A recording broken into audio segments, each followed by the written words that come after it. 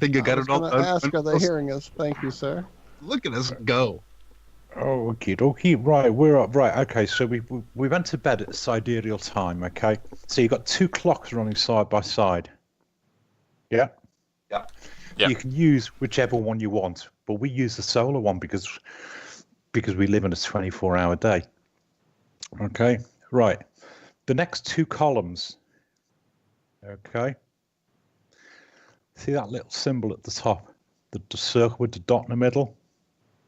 It's a standard astronomical symbol for the sun. Okay. You got one there and one there. All right. And it shows two things. All right. It shows the sun's longitude and it shows its declination. All right. Now, what they use the word declination the way we use latitude. All right. It's simply, if you imagine drawing latitude lines in the sky, they'd just be concentric circles around the North Pole.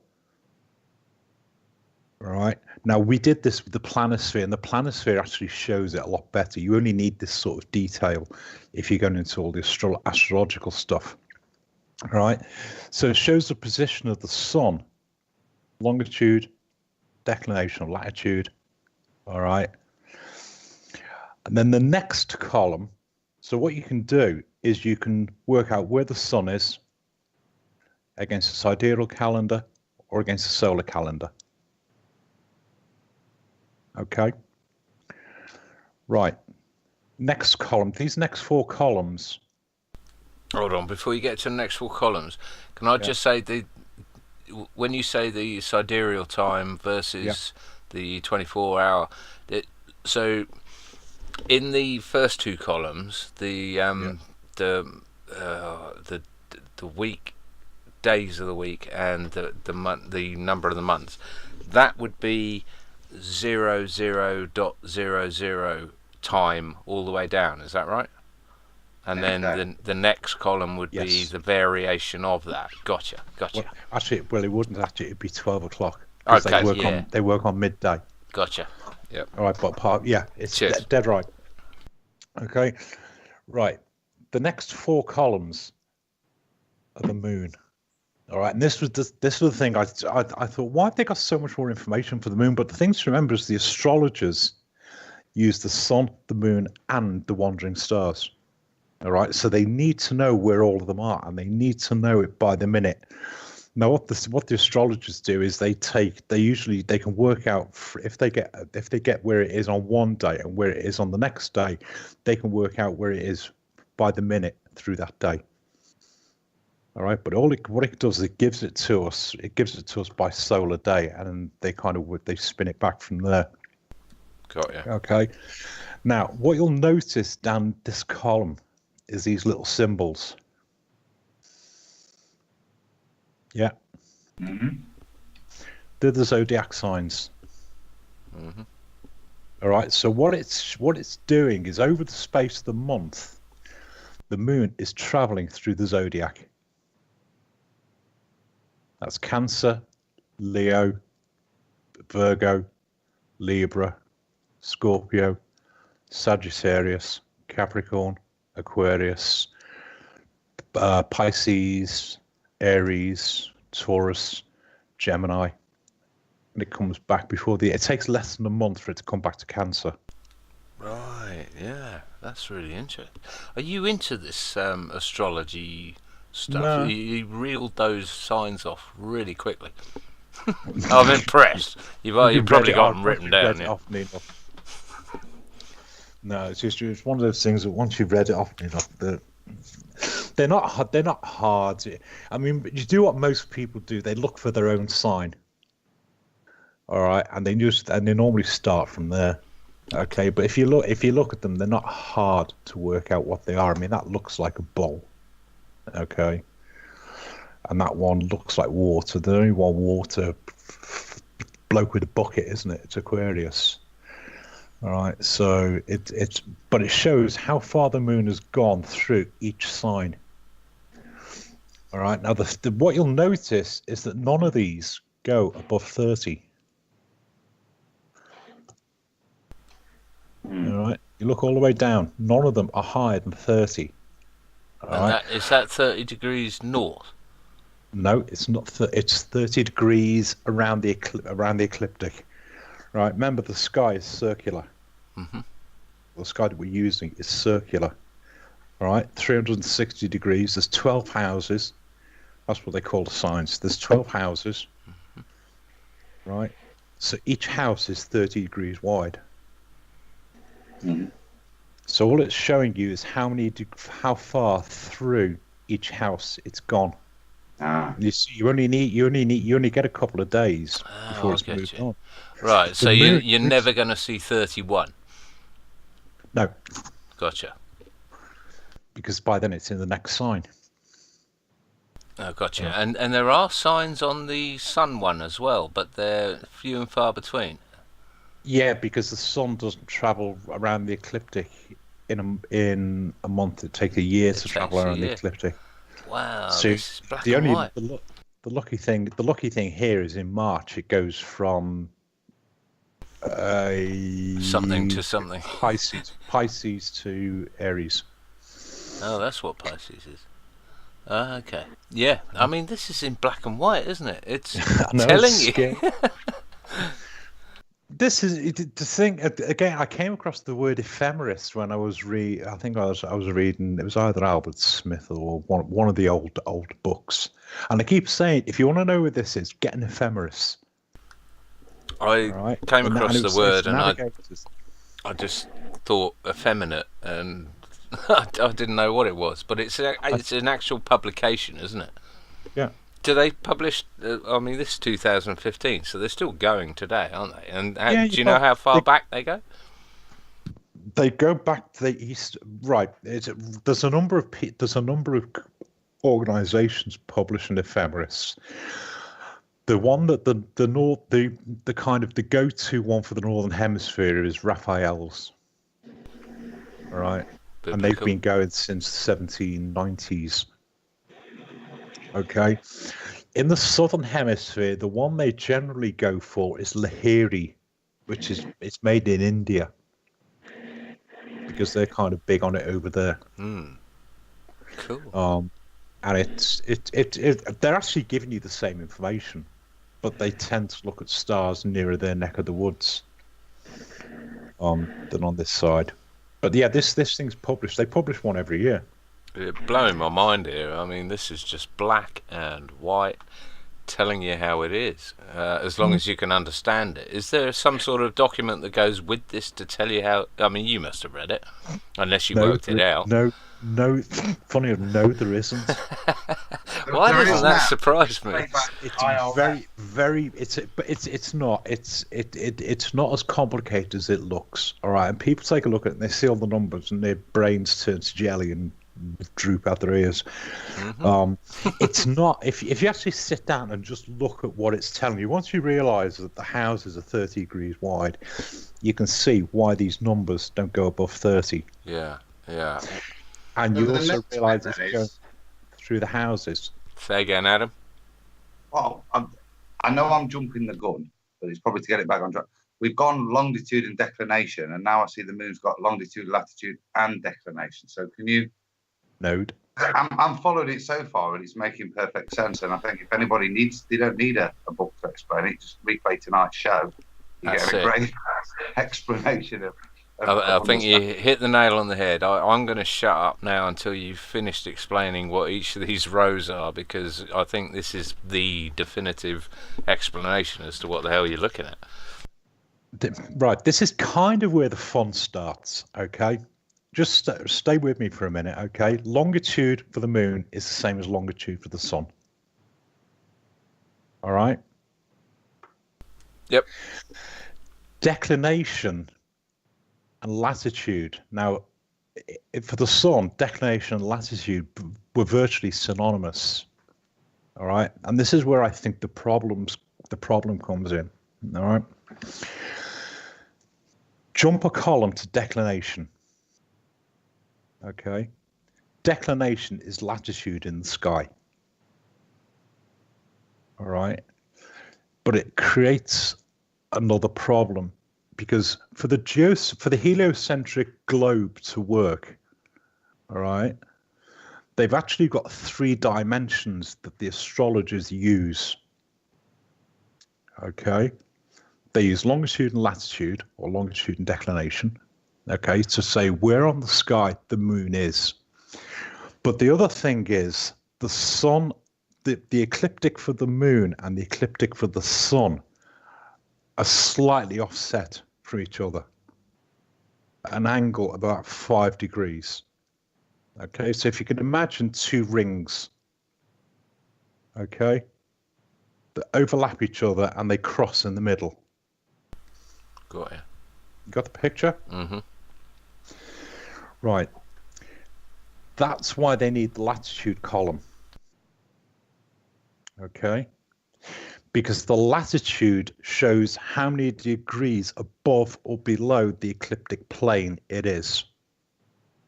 All right. Now they can't do this with the globe, because sooner or later they've got an extra dimension in there. All right. Because if the moon is going around the globe, then longitude and declination should give you the information that you need. It'll tell you where the moon is. But they've got this third, almost intelligent function that's going on with the moon. The moon goes up and down. All right. Mm-hmm. So what you've got is the sun takes a year to go around the ecliptic. The moon takes a month to go around the ecliptic. Okay, so the moon is traveling a lot faster than the sun is. The moon goes up, but the sun goes about 1 degree per day. The moon goes about 13 degrees per day around the ecliptic. Okay. Wow, and we knew this, but this is in black and white, like I keep saying. The thing is, it all just gets lost, because one of the things when I did episode 7, I said, look, the moon's moving from Cancer to Capricorn and back to Cancer. Okay, and people were saying, oh, well, it's 5 degrees above the ecliptic plane. What does that do? It doesn't do anything unless you explain why it's doing it. Yeah. All right, and the tropics simply don't explain it. Okay, the ecliptic explains it perfectly, why the moon moves from one to the other. All right, because the ecliptic is off-center compared to the rest of the sky. I'd be right in thinking, though, sorry to butt in, but I'd be right in thinking that anyone who had enough knowledge could plug all these numbers into AutoCAD or something, and they probably have, or Mike Helmick or something has probably done this, and could portray it in graphical form. Yeah. Wow. I was kind of hoping there's a guy popped up not so long back called Walter Bislin. All right. And when episode 13 went up, he left a message and he said, I'm building a model of this. So I said, great, let's talk, because I'll give you all the information, and if you can put it together in a kind of 3D, this is what it looks like for people, it might make a lot of sense. But unfortunately, Walter Bislin thinks he lives on a little ball. And he thinks the ephemeris is, well, actually, he thinks my ephemeris is wrong. I said, but it's not my ephemeris. All right? It's made by Raphael's that have been making these things for decades. And it's a shame, because it would have been kind of good seeing the two things come together. All right?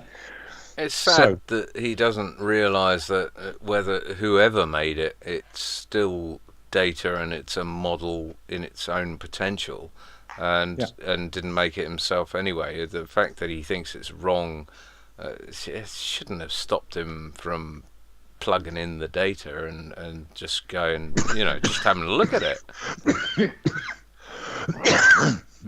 Excuse me. While you're choking, can I just get a bit? So is the latitude the variance from the declination? Is that what it's saying there? Or is it right? Right. What you've got is you've got 2 planes, 2 circular planes, okay, that intersect with each other. Yeah. All right. The latitude shows not just how far round it's gone, which is longitude, and declination, which is how far out it's gone. All right.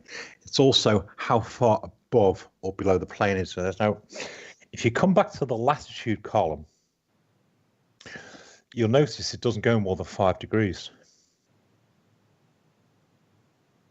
That was going to show off there and make that comment. That's doesn't go more than just at 5 degrees and 4 minutes above or below. Okay, so all these people are saying, oh, well, the sun's ecliptic plane is different from the moon's ecliptic. That's why the moon moves from the tropic Cancer to the tropic Capricorn. It's just nonsense. No, it doesn't explain that at all. Unfortunately, I didn't bring. If you go back and have a look at episode 13, at the end of it, it shows how the two planes are at an angle to each other. It's probably the easiest, but it was the easiest way I could think of doing it, to just show people. All right. Now, what you'll also notice, if you go back to the longitude for the moon, for a moment, okay, if you follow the moon around over the space of the year, its latitude, notice its declination doesn't go any higher than 18 degrees. All right.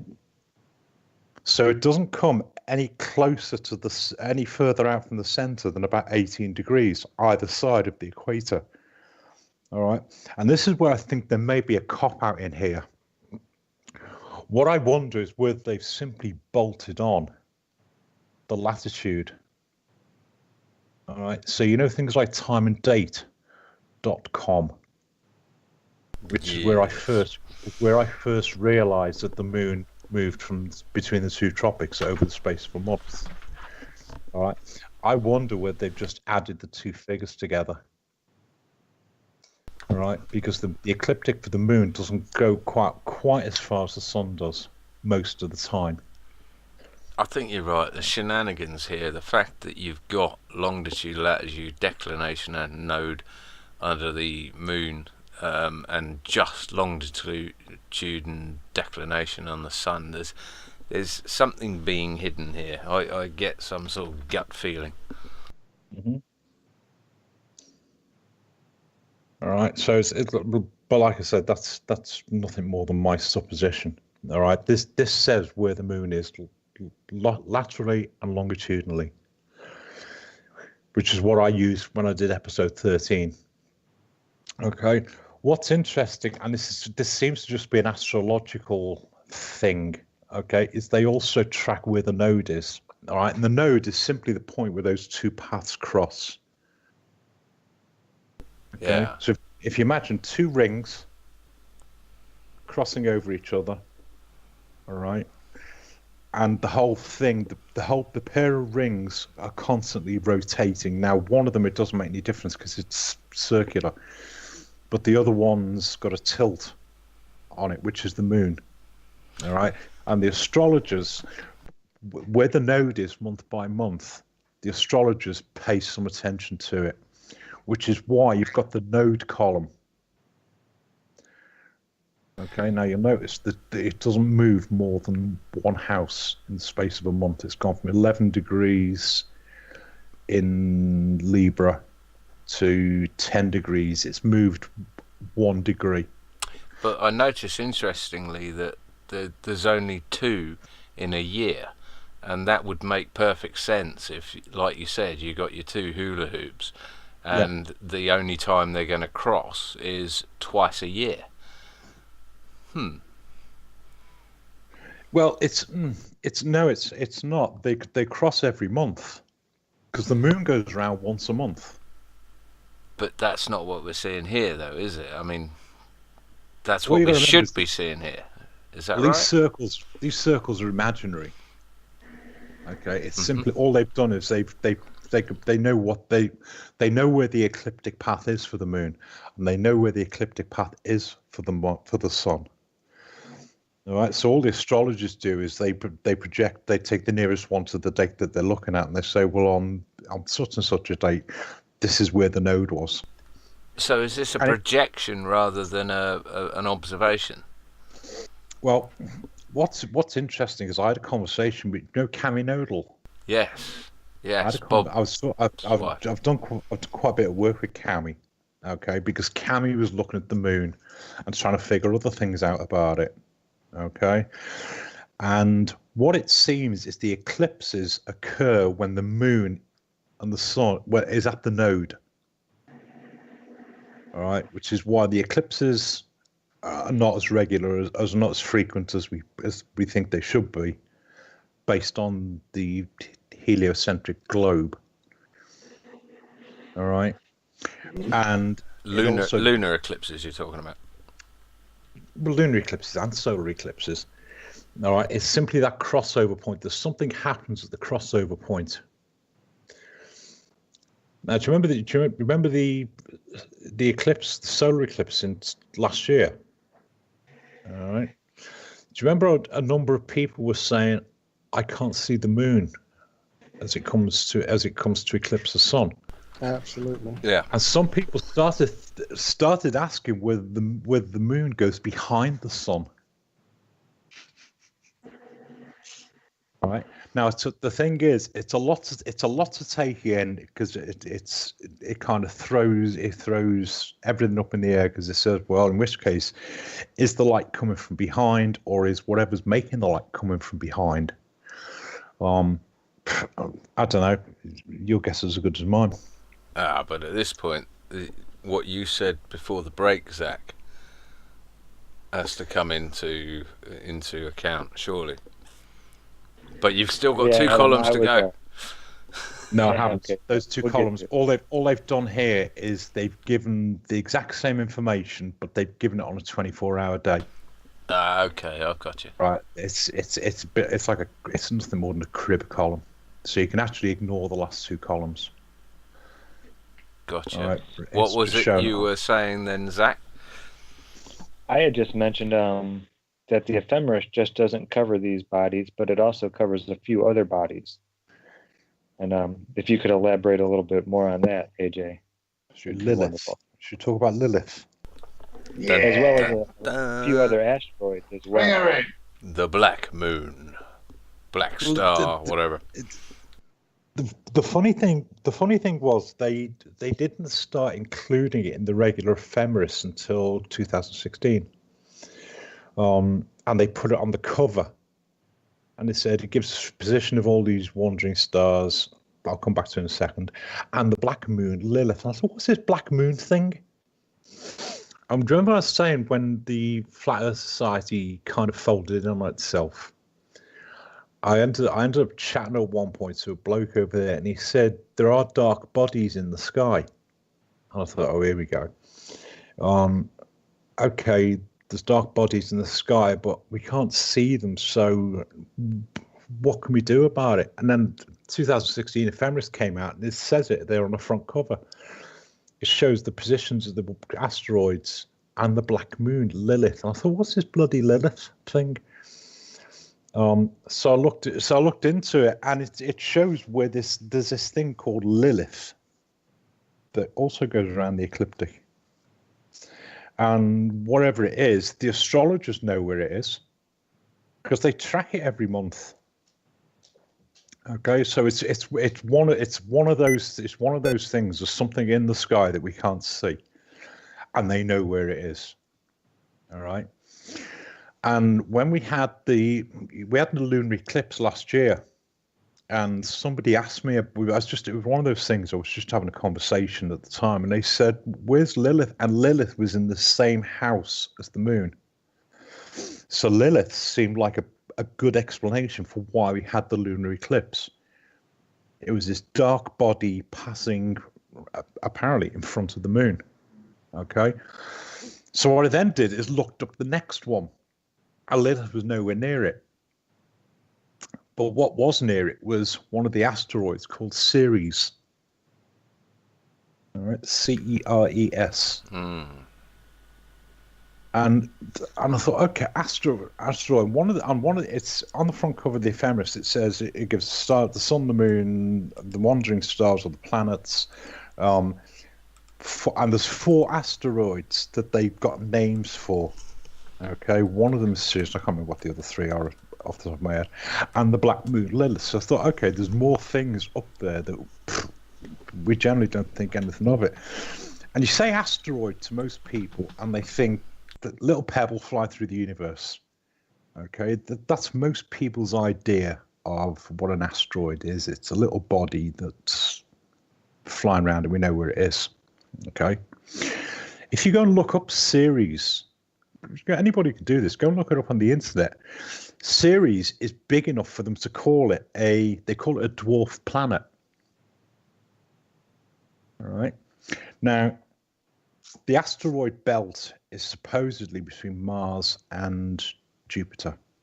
Okay, so what you've got is to kind of come back to your geocentric solar system. You've got the planets flying around in circles up in the sky.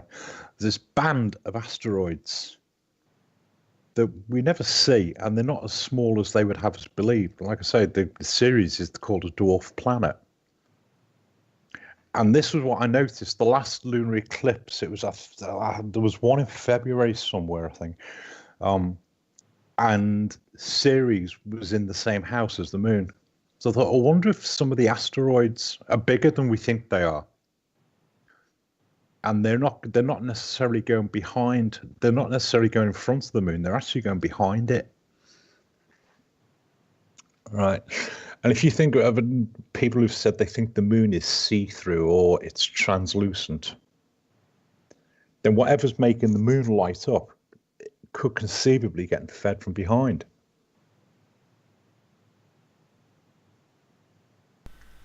Yeah, bloody interesting that is. There you go. Go and look up Go and look up asteroids. I'm looking up Lilith at the moment for some reason. Well, Lilith was a funny one. It was kind of because I actually wasn't ready to make this when I made it. But it got out, and it's like all things. If it gets out the wrong way. If you go and shag a search on YouTube for Lilith, all right, what you'll actually find is there's all these disembodied spirits that are being channeled by people down here. All right, and this Lilith, Lilith is, if you read the Gnostic books, Lilith is supposed to be in Adam's first wife, and she wouldn't come across with the goods. She wouldn't come across with the good. She wouldn't come across with the goods, so he kicked her out and married Eve instead. But it's all very Gnostic stuff. All right. And I thought, if just the name Lilith gets out, people are going to go online, they're going to search Lilith, and they're going to find all these people channeling disembodied spirits, it's not a good thing. It is for them. Especially if you know what you're doing. Well, this Lilith she sounds like a real nasty cow. She's telling people she's going to come and destroy the world, and she's going to make all the men slaves, and this, that, and the other, and she's out for a pound of flesh. So I thought, all right, we'll put it out where it is. We'll tell people what we know so far, and just hope they don't go searching on the internet on YouTube for Lilith and believe everything it says. Because some flat earther told her that Lilith is a very real phenomenon, whatever it is.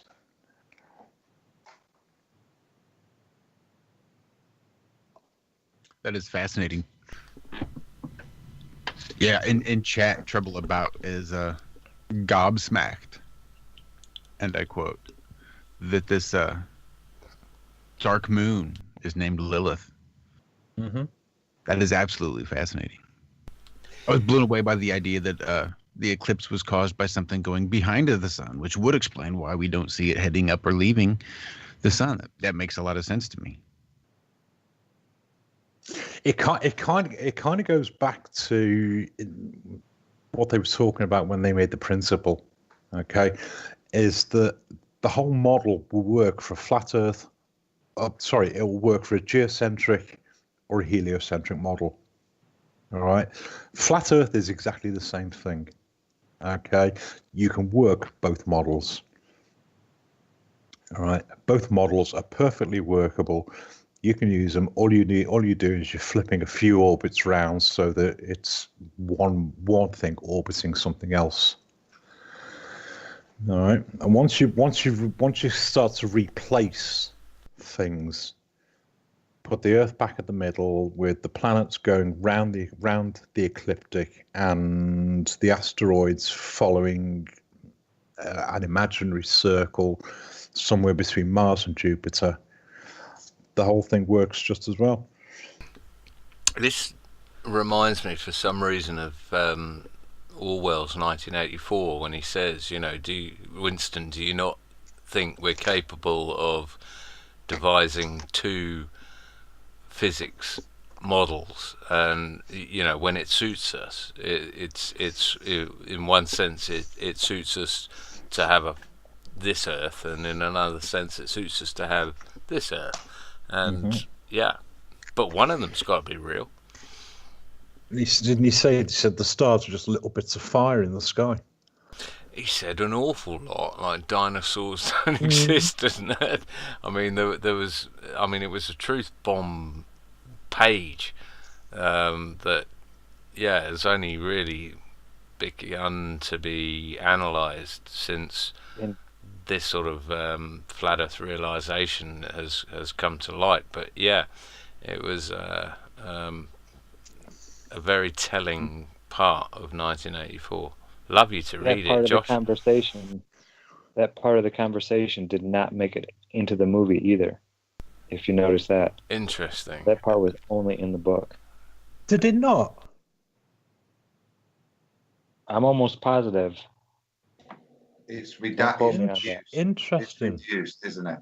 There's the mention of the astronomy, and there's a slight mention of they can make day and night move, but I think that whole informative section, as you call it, is redacted into the movie. Yeah.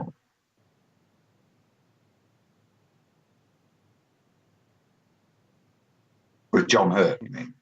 Yeah, I'm gonna have to go back and watch it now.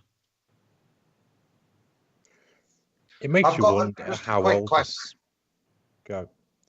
And it comes to Lilith, and you mentioned it's news to me. I'd heard of Lilith from Gnostic teachings and stuff, and are all there. And this role here, now I've always kind of assumed we had Rahu, Ketu, and things like that. I don't know if you could just fill me in or explain to me the differential here, because.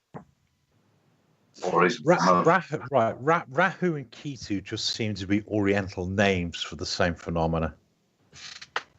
I was going to ask that very question next. Lilith and the kind of the biblical link to things seems to be a reasonably Western take on what's going on in the sky. Because the thing to remember is, you can kind of if you kind of dig back through the Bible and things like that, the astrologers were right there at the beginning.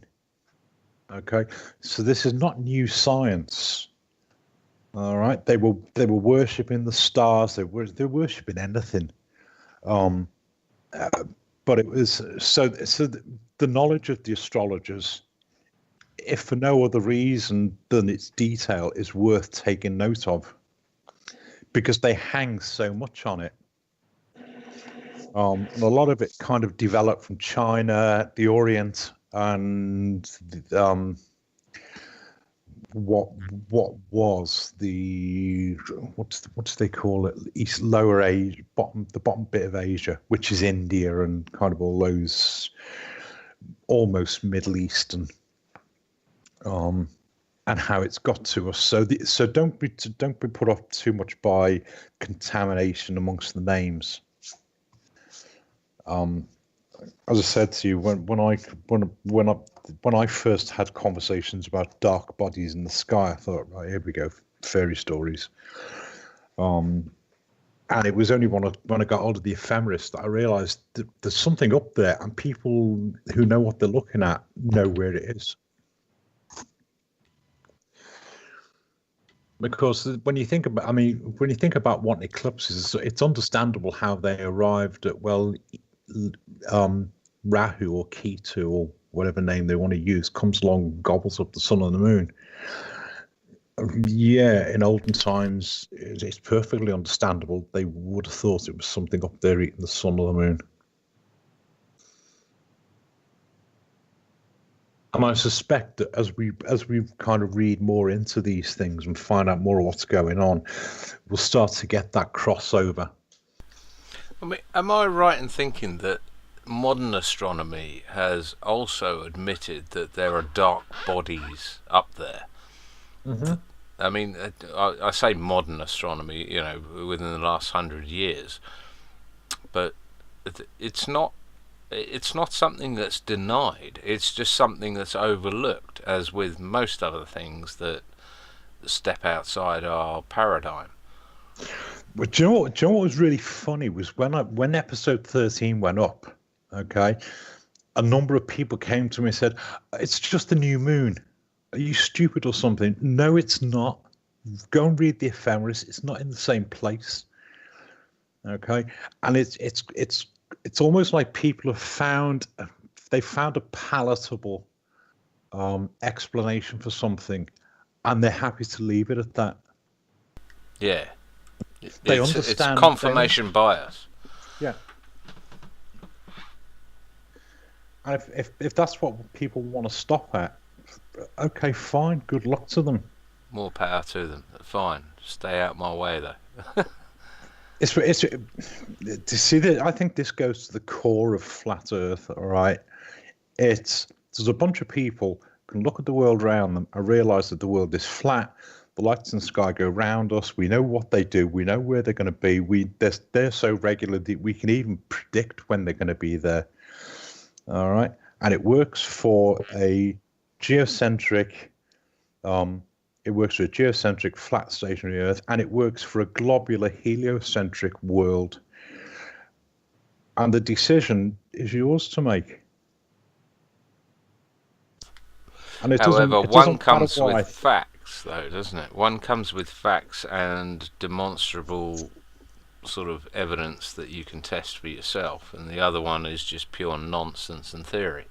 Yeah. Based on 93 million miles. Yeah. Like the what was it? That guy, Roma, whatever. Yeah, he was the one that was watching eclipses of Jupiter's moons, and he came to the conclusion that from 6 months apart, the Earth, it would see the eclipse 16 and a half minutes to be precise, later than you would 6 months prior. And his conclusion therefore was that the light took that long to get to the Earth, and therefore from that was extrapolated that it would take 8.25 minutes for the sun's light to get to Earth, and from that was extrapolated that this lines up with 93 million miles, and from that was extrapolated the mass of the Earth, the mass of the sun, the size of the sun, the orbit of everything you ever possibly see, and it was all based on a pure assumption. Mm-hmm. And that's it. And the problem is, it's those assumptions have been accepted largely as fact, and people haven't looked any further. But I did. One of the early episodes I did was called "The N Word." All right, and I titled it that just as a bit of clickbait. I thought people just want to know what the N word is. Your titles are awesome, by the way, because it doesn't exactly tell you what's going on, but it like you say, it's clickbait, and that's great. Well, the funnier one was Language Timothy, but I'll do that one in a second. All right. The point about the N word, okay, was that I was hearing a lot of debates, a lot of conversations where people were having, and as soon as somebody started talking about numbers, people were saying, "Oh, I've got number blindness, so I can't do it," and kind of throw their arms up in the air and their brains are turned to jelly. And you don't need complicated numbers to understand flat Earth.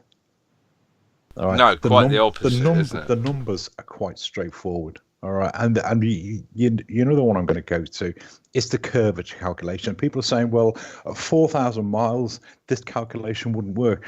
Well, when you can do a sight test over 4,000 miles, come back and tell me the calculation doesn't work. Okay, because the sightings that have generally been done to prove flat Earth are done over 5 or 6 miles. All right, and that calculation is more than adequate. Okay, it was simply to make that statement and keep it very, very simple to say to people, look, numbers is not a big thing. Okay, and all these people were saying, oh well, I'm number blind. All right, I've been number blind since I was a kid. You've been number blind because a teacher told you were number blind. All right, can you go to the shops and buy something and pay for it and count your change? Yes. Well, in which case you're not number blind. Yeah, and this is the point, is that it comes down to scaling. You know, like this is why I mentioned Phuket Word, is that he can put a lighter on the other side of a play, on the other side of a children's playing area that's absolutely flat, and he can make the bottom disappear because it's just scaling. And the 8 inches per mile squared works over a distance of at least 300 to 400 miles, if not further. And like you say, who can see further than that? Stop dicking about. Stop splitting hairs over it. If you can see it a mile away and it's 1 inch tall, then something's wrong. Go and stand on a road that you know to be flat. See how far you get down the road before things start to disappear. Okay, now you know that road is flat. And you can see stuff disappearing from the bottom upwards. There's clearly an optical phenomena going on there. So why is the flat Earth such a problem? And the neatest part is on the side of the road, you'll see all the green trees and the shrubbery, and they won't be mirrored because you're seeing them at a different angle, and they aren't flat. There's a funny thing that our eyesight does, and they've tested this every which way you can think of. Our brains fill in certain bits of our sight that we don't see, and it's done. Apparently, it's done to avoid us getting kind of overloaded with visual input. But AJ, they don't just fill in. I mean, what we're told is that our eyes see everything upside down. I mean, it's not just filling in, it's absolutely inverting it and creating something that we're not actually meant to be seeing. Well, that's a weird one, isn't it? Isn't it? But it's I think it's how our brains process information and what it does to make it easier. Because people say, well, if the world was flat, I'd be able to see China from New York. Well, if you were going to stand in New York, all right, and look all the way across to see China, how much information do you think you're going to take in? All right, and what a sensory overload you're going to get trying to separate. You think about how we deal with depth of field and all that sort of stuff. How much information you're going to get coming in before eventually your brain says, can't cope with this, I can't process all of this. All right, you know the way you watch television, all right, and no, television's a bad example. You know the way you can cast your eye around the room, or you can cast your eye around a scene, and people say, well, I can see the whole room in one go. No, you can't. You actually focus on individual things, and your focus changes as you focus on each thing. All right, and our brains fill the rest in, kind of as information comes in. Yeah, if you focus on something in front of you and try to read something to the side without looking at it, it's nearly impossible. There is, I believe it's 3 different sized circles that are on our retina. There is one that it's a nice size one, then it gets a little bit smaller, and then it gets to a pinhole. And that's on the back of our eye to where we can see. So that's where our real focus is at. And then as it gets out further, it gets layered to where it gets harder and harder to see as it gets near the edges. And we've got a blind spot in your eye as well. Oh yeah. So it's kind of what's going on there. We take so much information in through our visual cortex. Do you remember I was saying earlier about when I was a kid? I remember my teacher telling me that the Earth was a ball. All right, and I got all the usual flannel about and it's too big, you can't see the curve. And what did I do straight away? I went out into the schoolyard, all right, and I stood on the edge of the playing field. Now I know it's flat, all right, and I stood there looking at the far edge of the playing field, and I could see a curve, all right. And that was after my teacher just said it's too big for you to see the curve. So I knew my eyes were doing something to it, and it's the way it goes back to. Do you remember Gavin doing he did a discussion? I think you were in on it, Zach. The Great Switcheroo. Yeah, the Great Switcheroo. And he was talking about how our eyeball is a curved surface. So there's something that happens when light goes into our eyes that creates that perceived curve. Of course, as soon as you go to look at the curve, it's straight. Well, it will be because you've refocused. All right. So it's this thing when people saying, well, I look out of the airplane. I thought I'd looked out of an airplane and see the curve of the Earth as well. No, if I'm really honest about it, I didn't. It was just the periphery of my vision. But you're not wrong in sort of stating the obvious that the eyeball is a sphere. Mm-hmm. And the Great Switcheroo. Go for it, Zach. You were on the call. I was just going to say, if you take a squared object, a cube, and you hold it very, very close to your face and focus on the center point and kind of look at your peripherals, that cube will start to curve when you move it around in different ways. You can make the edges of that thing start to move. It's only until you get it so far away does it take on a planar view. It's all because of the shape of your eye. Once it gets so close, it goes into it on Great Switcheroo really well. I've watched that episode a few times because there's so much information there. Yeah, me. Because it's something that people don't think about.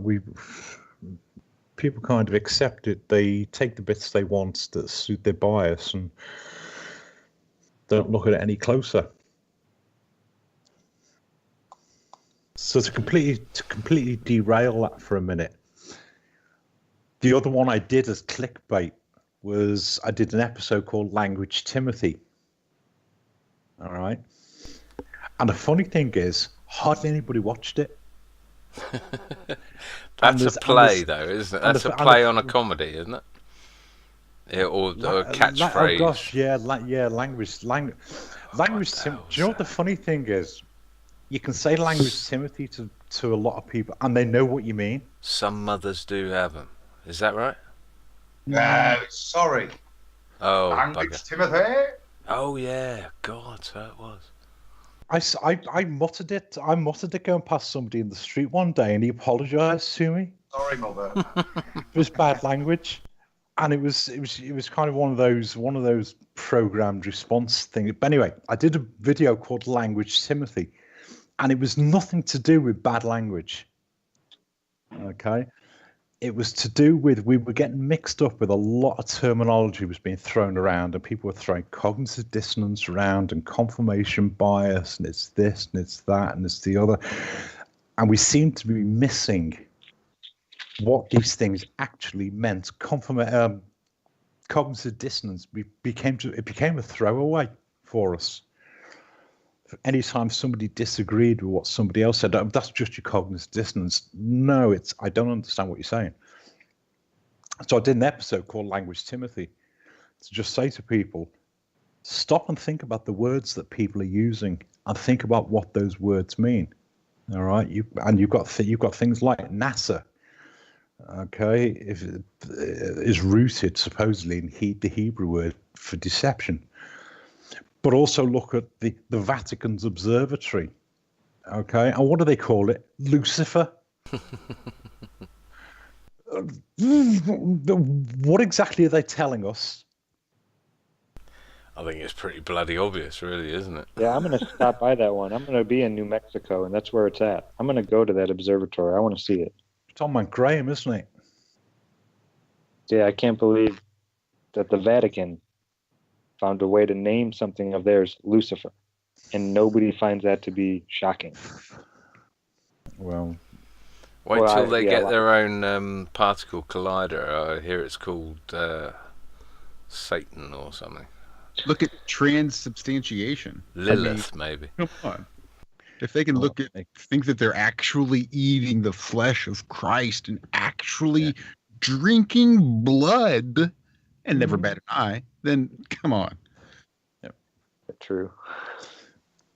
But it was let's say is people need to look at the language that's used. People need to look at the words that are used and just ask themselves, is that what the word means? Is that what I think it means? And if it isn't, I've got some homework to do. Are you sort of familiar with the lawful legalese type of thing? Sounds like you might have had a brush with that. A little bit. In terms of, sort of Black's Law Dictionary, the understand meaning stand under, and person meaning corporation, and human. I read law for 2 years at university. Right. And hated it.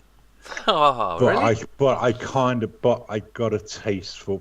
I realised why I hated it, because it is so wrapped up in that. Yes, it is absolutely.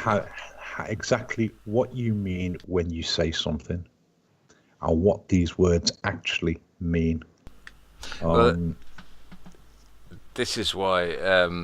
My conclusion after probably 7 years or whatever in the law movement was, keep your gob shut. Just don't say a word. Don't admit to anything. Don't be the name. Don't tell them your address. Certainly don't tell them your date of birth. They might go and look up your star chart or something and decide you're to be put away. But yeah, language is everything. Is my point. And I don't think people look closely enough at the language that's used.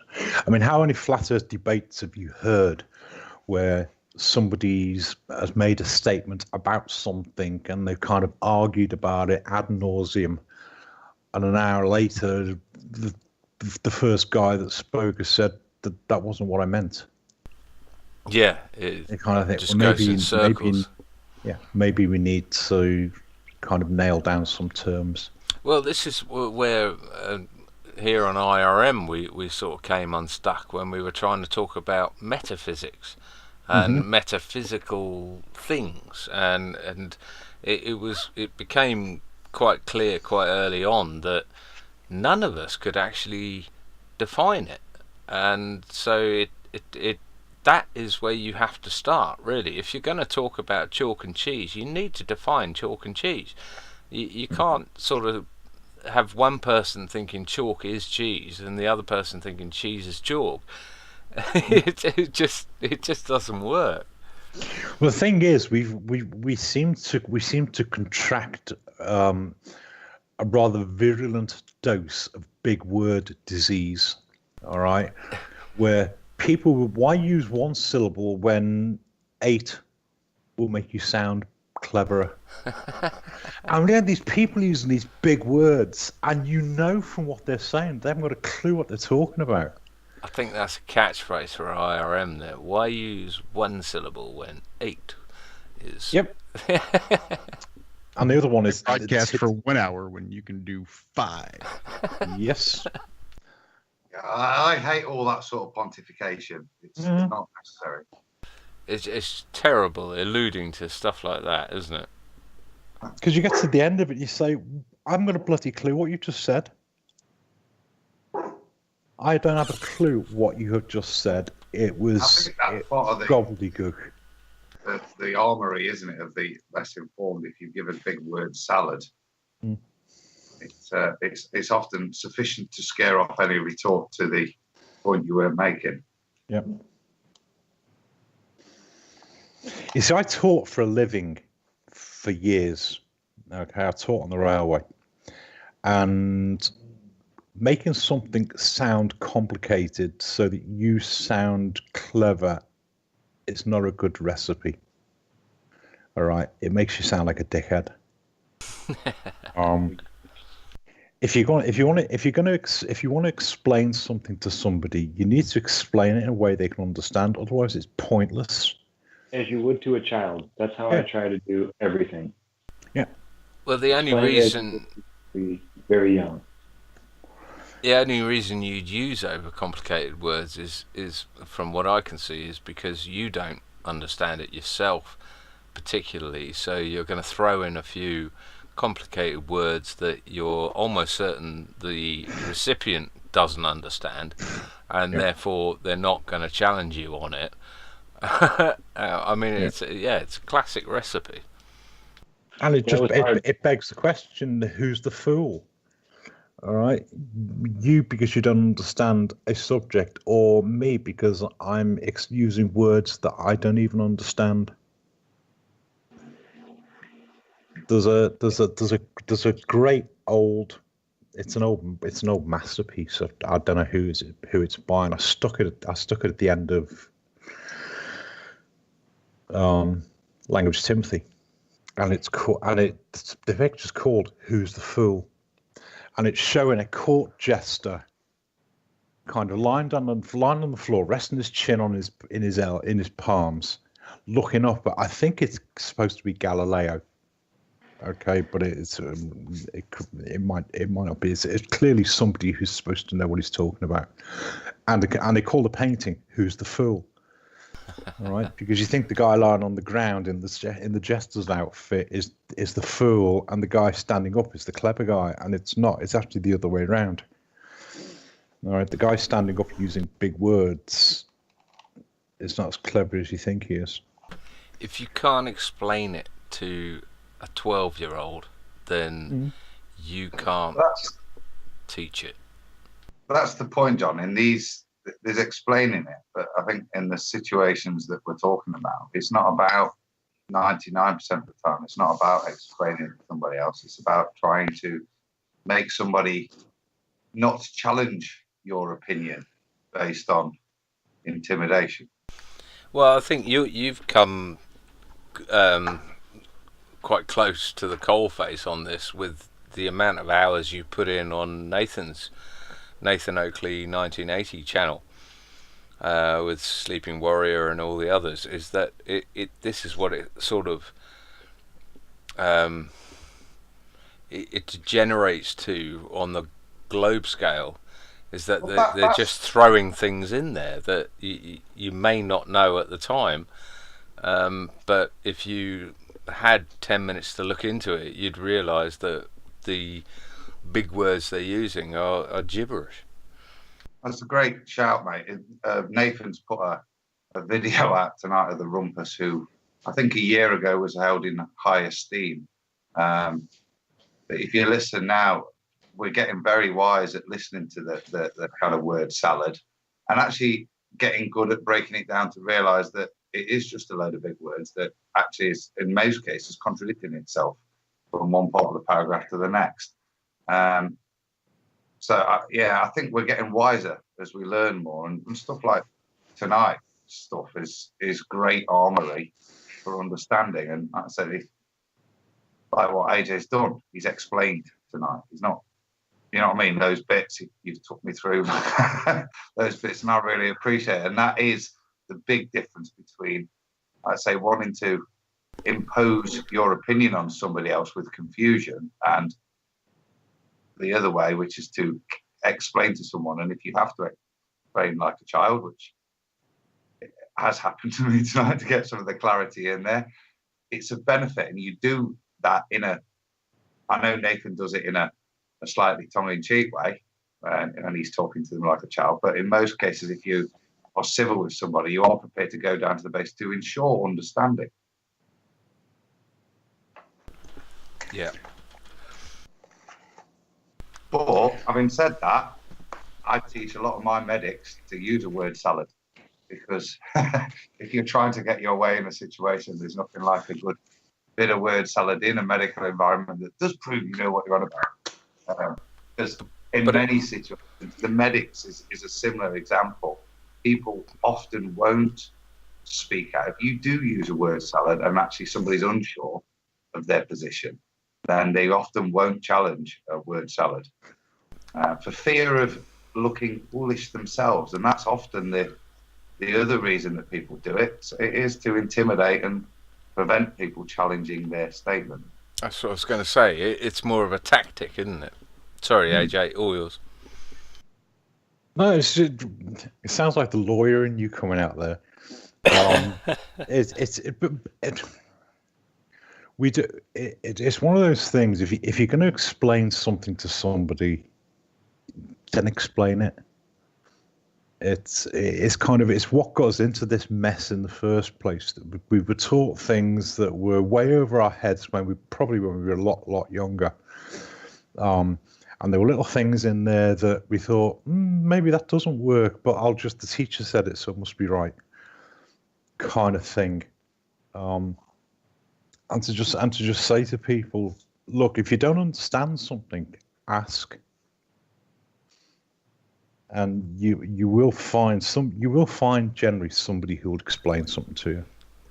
If you really want to understand it. If you simply want to argue about it, fine, I'll go 5 rounds with anybody. All right, but in terms of people that actually want to understand something, no, there's an easy way and a hard way to do it, and big words generally doesn't do it. That's it. I agree. I mean, if you're trying to explain something to your best mate, then you're going to use the simplest words possible. You're going to try and explain it to them in the simplest way so that they understand. If you're trying to win an argument, then you're going to throw in ridiculous concepts like relativity and all these other things, and the EMC squared, which is wrong anyway apparently, that is going to baffle the other side unless they've done some sort of research, and that's what you're hoping for. It's a tactic. It's a defensive reaction. It's not a here's how it actually works. Here is how I understand it works in the most simplest way. You're going to bung in refraction, diffraction, and all sorts of other words that other people aren't necessarily going to understand. And like I say, it's a tactic. The funny thing is, go on. I was just going to say it's like Sun Tzu's Art of War. Appear strong where you are weak. Yeah, absolutely. That was it, Adam. AJ. Yeah, it's one of those things. If you actually listen to people when they're talking like that, it doesn't take long when you suddenly realise they don't know what they're talking about. I think you've been listening to me too much. Throwing big terms into the conversation. And it's one of those things. It dawns on you if you listen. You suddenly think you ain't got a clue what you're talking about. You picked all these things up, and Flat Earth was funny because you had all these people coming to it, trying to defend a model that they didn't understand. And you were saying to people, look, go away and learn your own model. If you want to think you live on a little ball flying through space, go and learn about your little ball flying through space.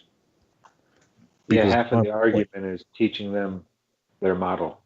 And then blow it up the wall. So.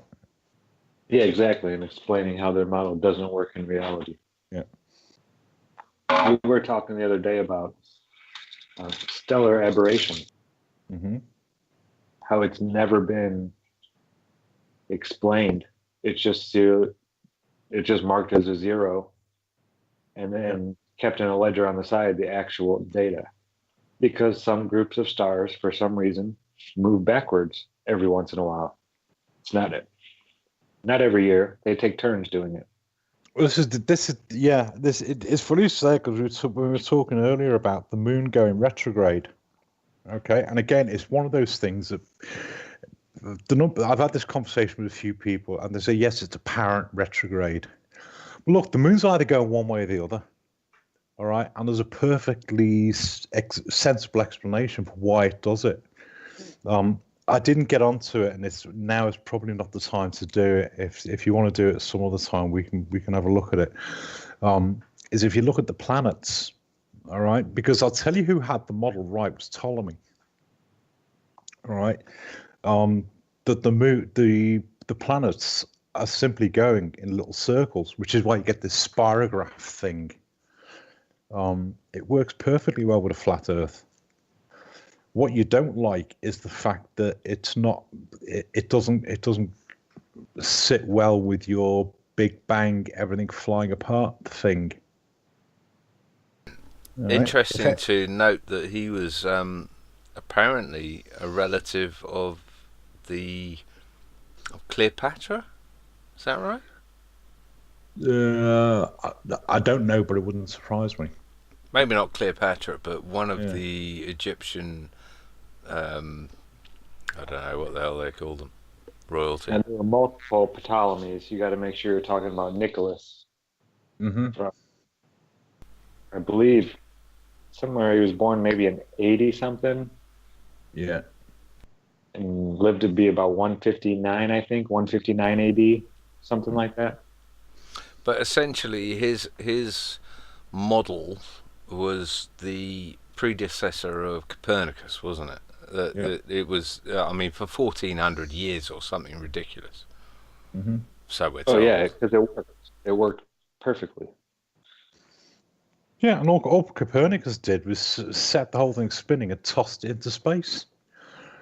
Flipped everything round to what is now a heliocentric model. Yeah, he just switched the sun and the Earth from the center. But it's not hard to put them back to how they saw them based on observations, and they're not hard to understand.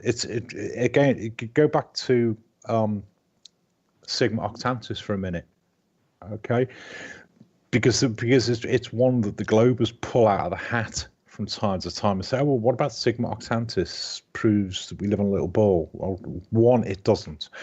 And two, what you're now saying is there are two stars at exactly the opposite poles of the Earth going in perfectly straight lines all the time. So there's an axis that runs from Polaris through the center of the Earth out to Octantis on the other side.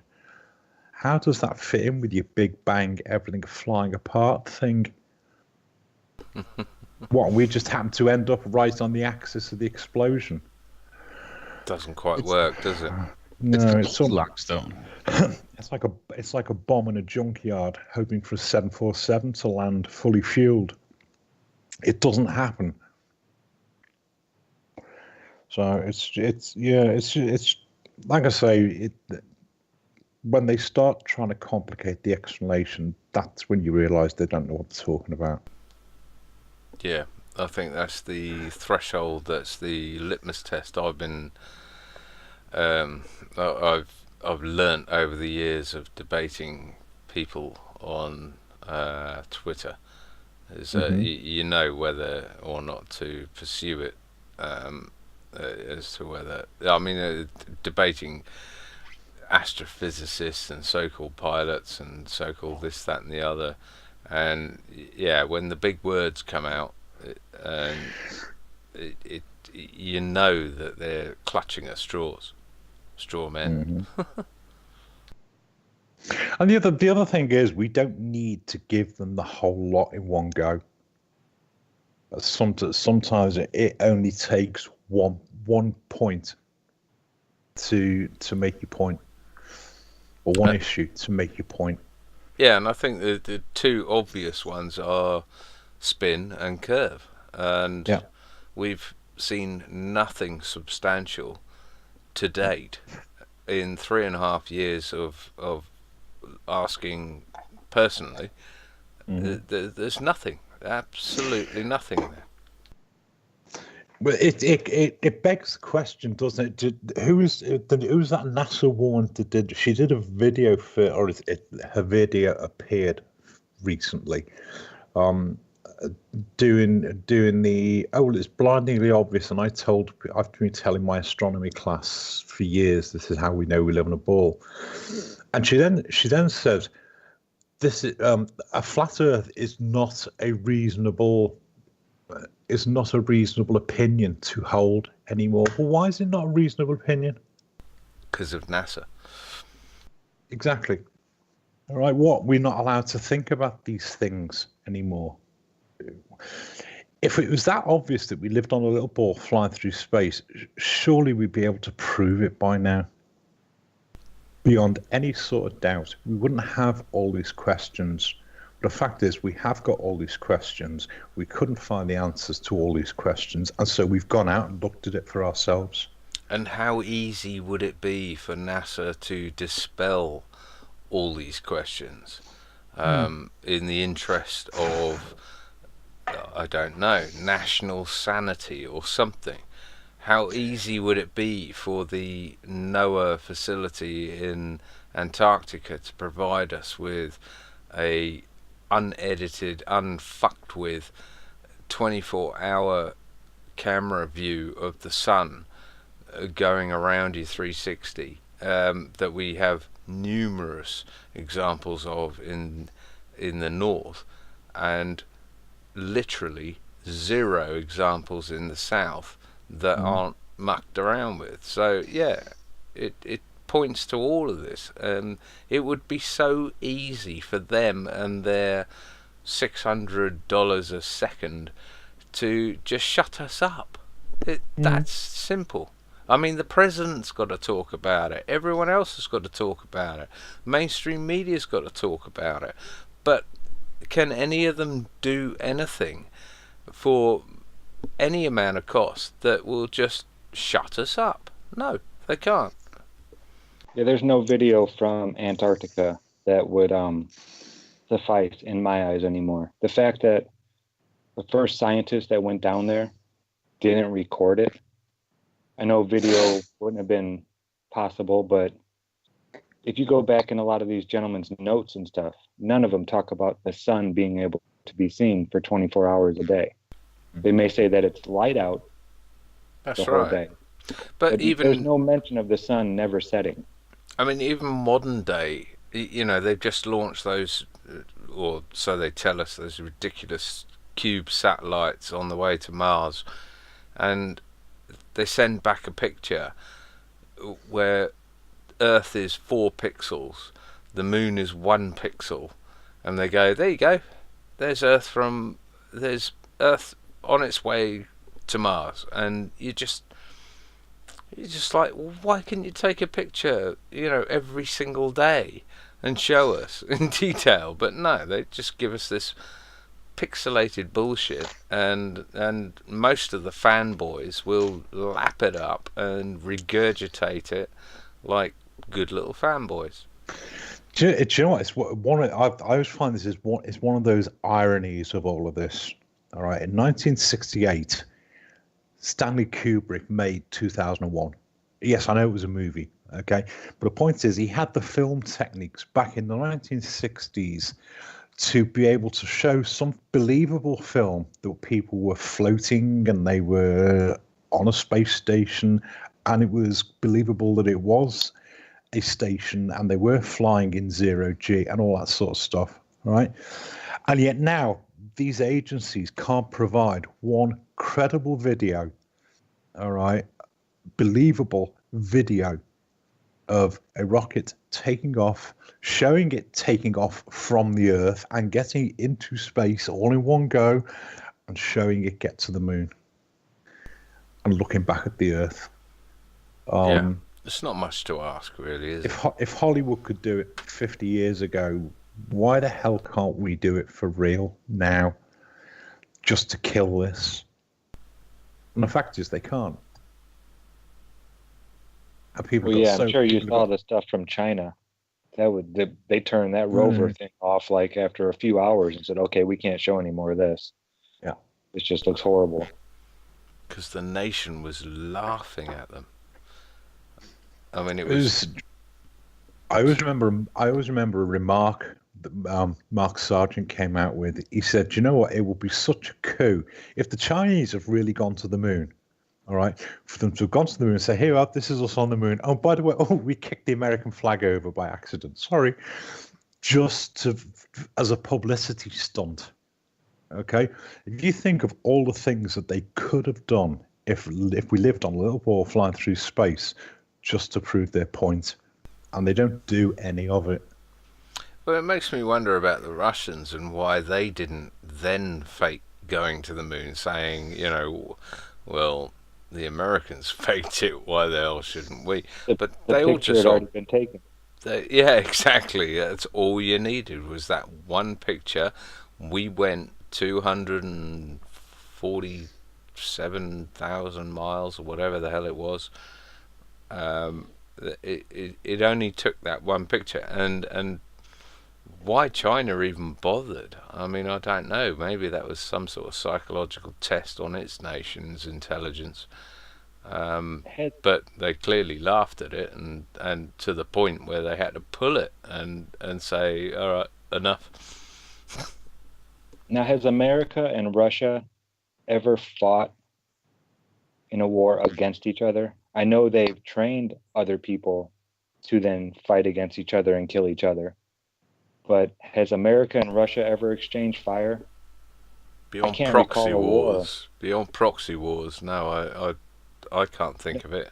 It's like they're playing a game almost with other countries. Well, we'll go train these people to kill, and you train those people to kill, and then we'll have them fight each other and see who wins. But we never ever fight each other. It kind of divide and conquer.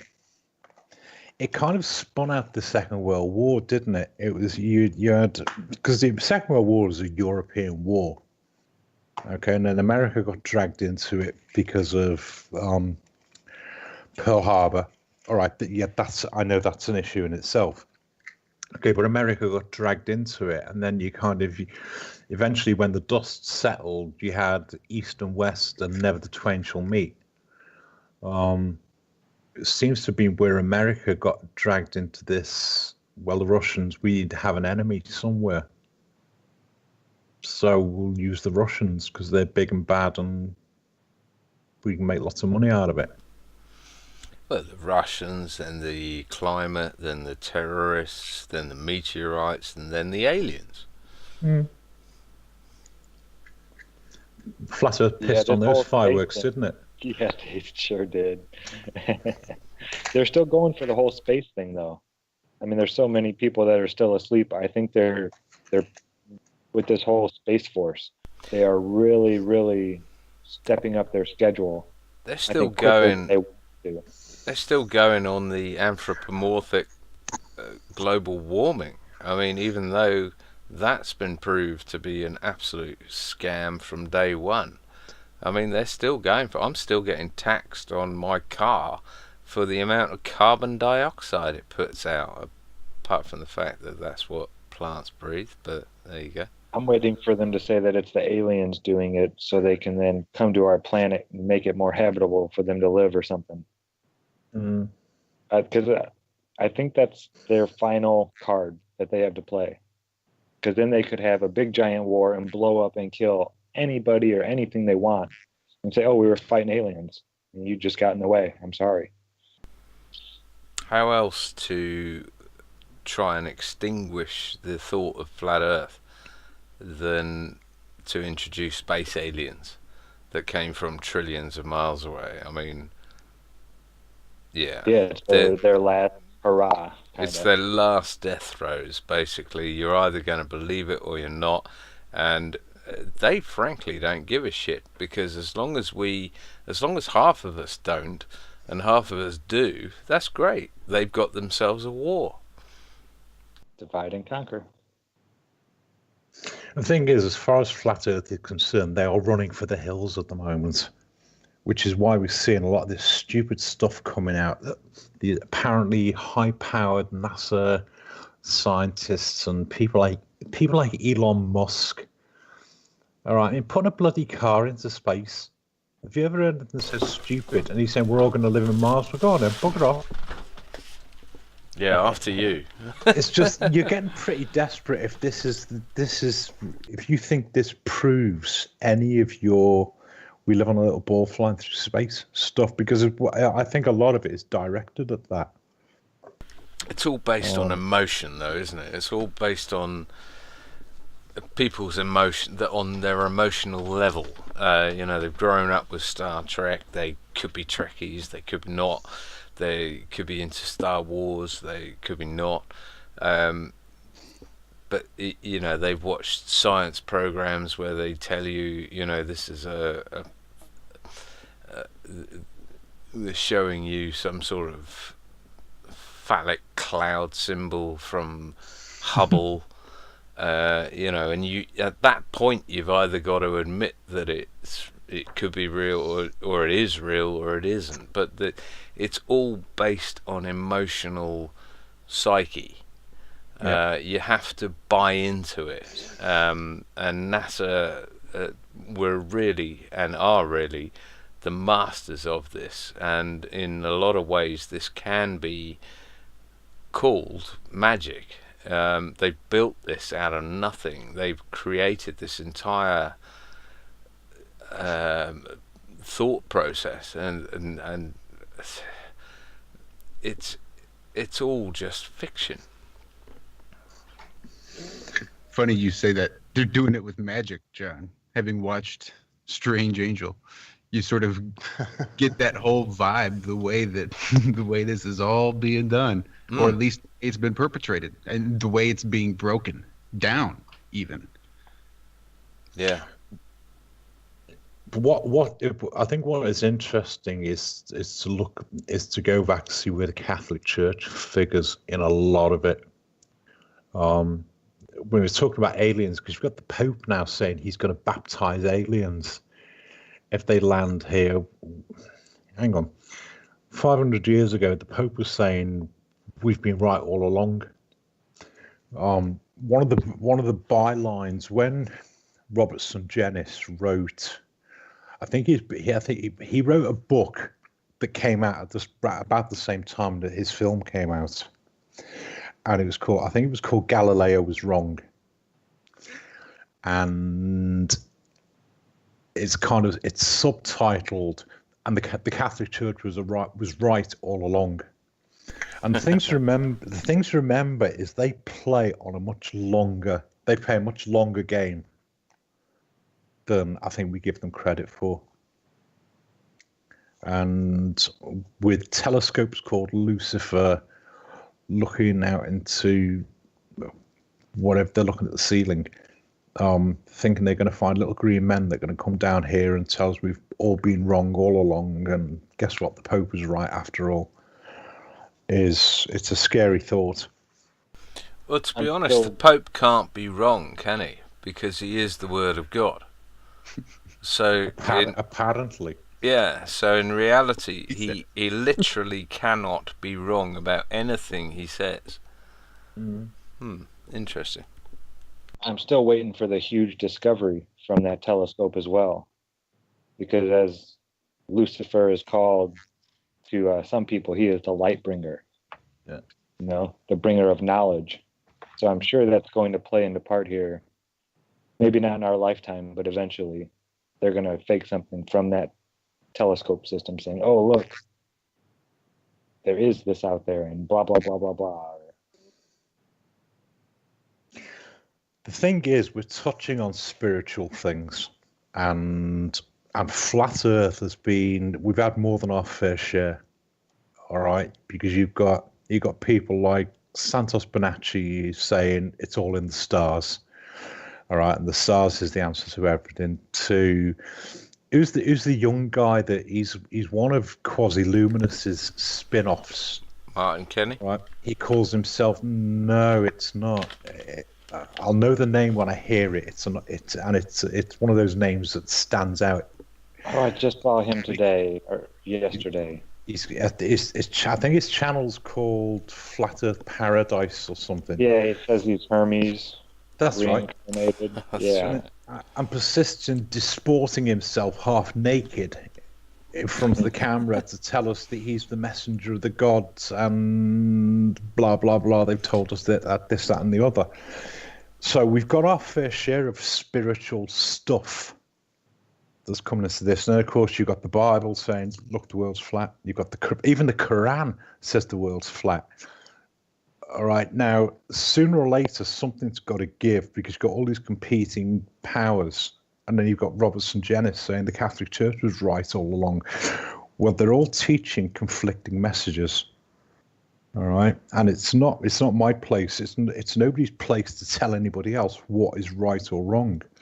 But I think people need to start asking themselves some serious questions. All right. I'm going to ask you a serious question.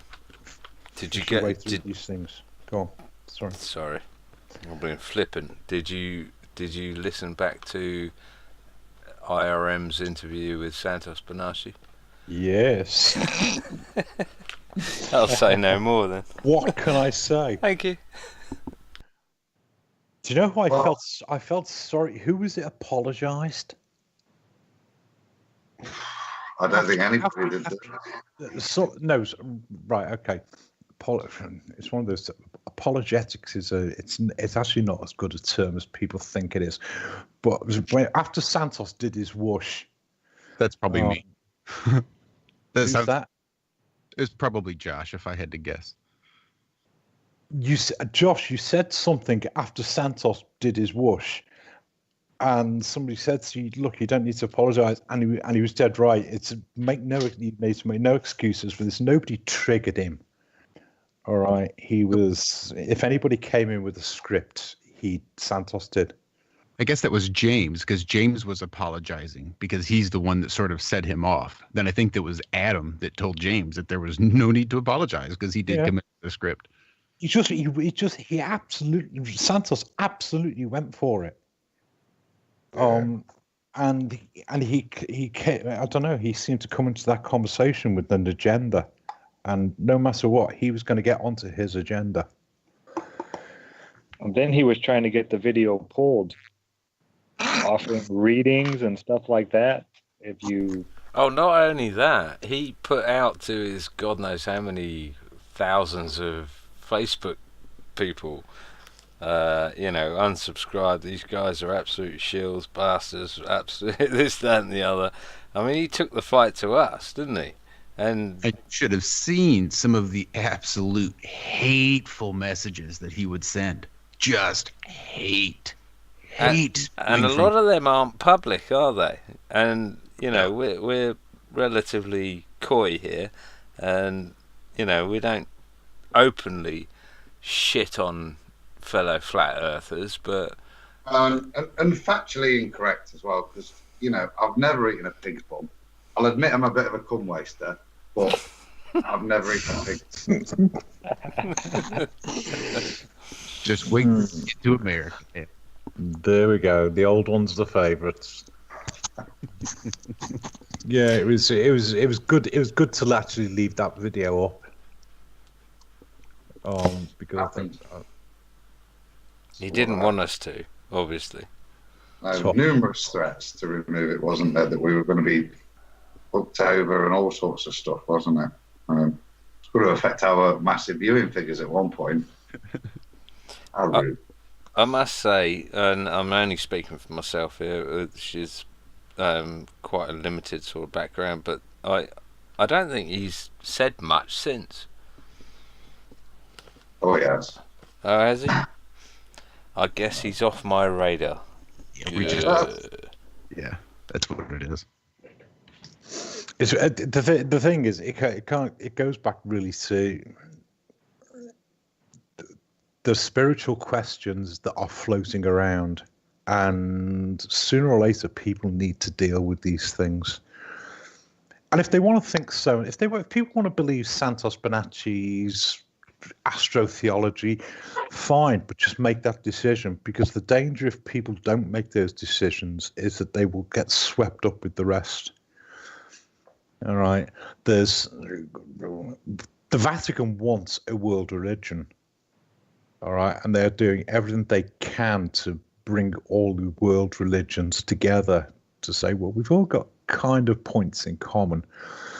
But the funny thing is, they all seem to want the Pope to be in charge.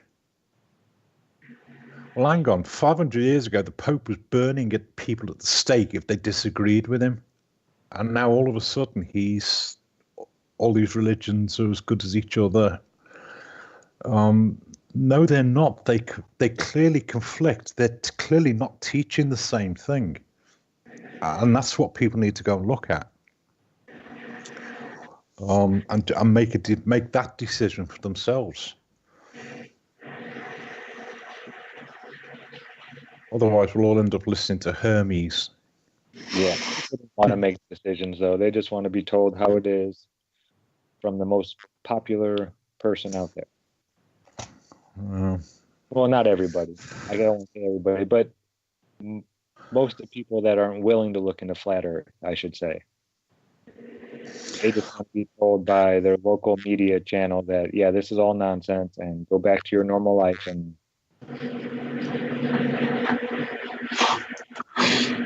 talking about normal life, it's 2:45 here.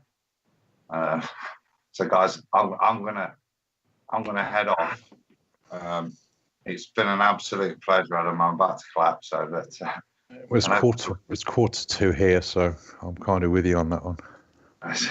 it's flown by this evening.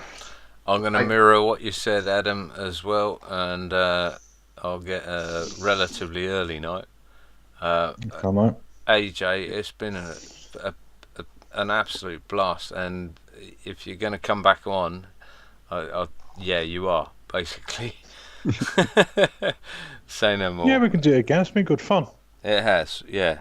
Take it easy, and right. I'll sign out from here. I'm sure Josh has got some closing words for yourself, but it's been brilliant. Yeah, really enjoyed it. Right, for the second time this week. Cheers. Speak to you soon, mate. Good yeah, night. and you. Night, John. Sleep well. Night, Love John. you guys. Hi, John.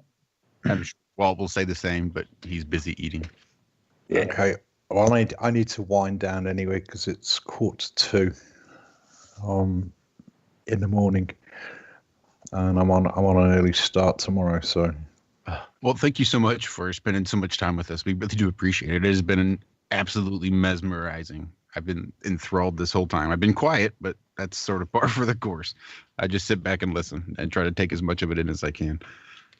it's been great to join you. Thanks for having me on. And yeah, if you want to do it again, we can do it again. Absolutely. Yeah, You let us know what Friday you have free, and we will make it happen. Okay. Thank you so much, AJ. Thanks a lot, guys. Yeah, thanks, AJ. Good night. Much appreciated. Yeah, amazing. That is Adam from the Ajaycee1844 channel on YouTube joining us this evening. What a conversation. Man, I dig it. I could have listened to 2 hours more easy. I know. And there's probably so many more hours. We could just pick a direction and go and just keep going. Yeah, every conversation he and I have, they're never short, ever. We may, we'll get together, talk about something, and it'll last maybe 10, 15 minutes, and then we just start rolling. And it just goes from there. And we talk about everything, kind of like we did tonight. Yeah, great guy. Full of information and ideas, and just always a pleasure to get in touch with. Before I head, guys, Josh, can I just quickly screenshot? I just want to give a quick shout out to Flat Earth British, Martin Leakey, and screen share here. I'm lucky enough to be not too far away from a star fort. So a shout out to Martin. I'm going to be taking plenty of pictures out. It's called Forte Spagnola, and that's in L'Aquila in Abruzzo in Italy. So I'm going to be heading there on Monday. I've seen a bit of mud flood chat and history chat in there, so I'm going to have a good look at this place. It seems quite interesting with regards to history. We've got the star forts, but we've got lots of other really quite interesting imagery on here. So I shall be eagerly taking lots of pictures. And Martin, mate, I'm going to be in touch and be sending you everything I've got, fella. So looking forward to that on Monday, but just wanted to get that out there. Looks quite an interesting little place. Let's see. I think there was one other thing, Mr. Adam, before you headed off, I wanted to address. We touched on it this morning. We did, didn't we? I wanted to make sure that we got it this evening. Well, let's my boys. We talk about. There's been a bit of flat Earth kids, and whilst they're aware of it, they're not interested in it particularly. But my sons came running into me the other day.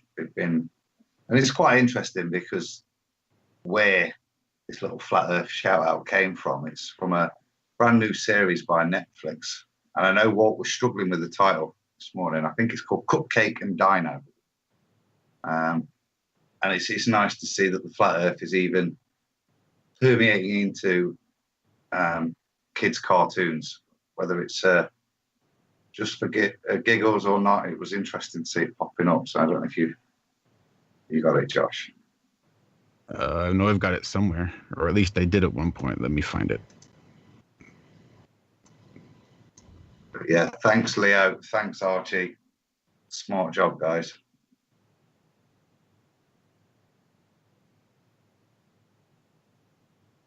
Yeah, there are a couple star forts here in the United States, and I've been to one of them. It's actually the oldest city in the United States. It was made under the Spanish rule in Florida, called St. Augustine. And I've been there a couple times to that fort. It's a really neat little town. None of the roads are wide enough for a car to go down. And it's a real small little, it's neat. It's a really neat place. But yeah, I'd been to that fort a couple times. I had no idea it was a star fort until today when Adam was showing me pictures of the one. Well, there was a video, and I think there's a heck of a lot of star forts and that. What was it? The history you ascribed to it, I think, should be of some question as well. I think it will be interesting to see your thoughts when you go back, Zach. I think to look at it with fresh eyes again. Yeah, I'm not sure if I'm going to be going to that star fort. That one's east of me, and I'm going to be heading south and west. But there's got to be more. I know there's got to be more along the Gulf Coast and down into Texas, I'm sure. I'm almost positive, but I'm not going to be heading east. Well, maybe. Wasn't it another little rumor that the Pentagon was built on one? Was it? Yeah, I heard that too from that video. I don't know how close I could get to the Pentagon, actually. Don't try, dude. Don't even try. 007 type Mission Impossible. Well, the one thing you will know is you won't get picked up on the CCTV cameras. Yeah, they'll all be shut off, all 27 of them probably. Yeah. So crazy. The stuff people believe. The stuff they don't believe, is just goes to show how well they can program not just a person, but a very large mass of people to believe something the exact opposite of reality. You got to give them credit for it. So here's this little clip that was found by Archie and Leo. I just wanted to play real quick because it made me laugh. Hello, play. No? Cool. Never mind. I guess it's not going to do anything. Classic IRM. We started out with something. Oh, well. Here's what I can do. Instead of just trying to screen share it. Oh. I wonder if we're going to crash soon. Things have gone all goofy. Huh. All right. Let's see what I can... That's not gonna. Well, crap. All right. Well, we'll just sit this one out for a minute and see what happens, and hopefully things will catch up. Where did I post it, Josh? Was it in pre-show Wednesday? It is there, I think. I know it's in the Twitter room. That's where I was pulling it from because it plays better from there, but I'm glad I didn't play it in Skype. See if I can find it. I will be in all sorts of trouble if I don't get this played.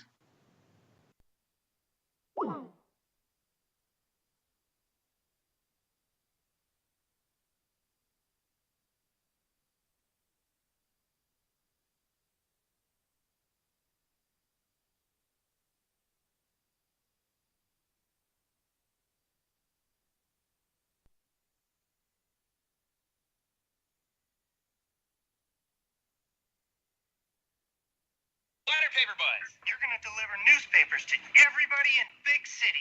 I didn't think newspapers even existed anymore. Everyone knows all reputable information comes from random people on the internet. Tell me things, internet. The earth is flat. It's like school in your hand. That is awesome. That is awesome. Cheers, boys. Thanks, Archie. Thanks, Leo. That's good stuff. We appreciate the help.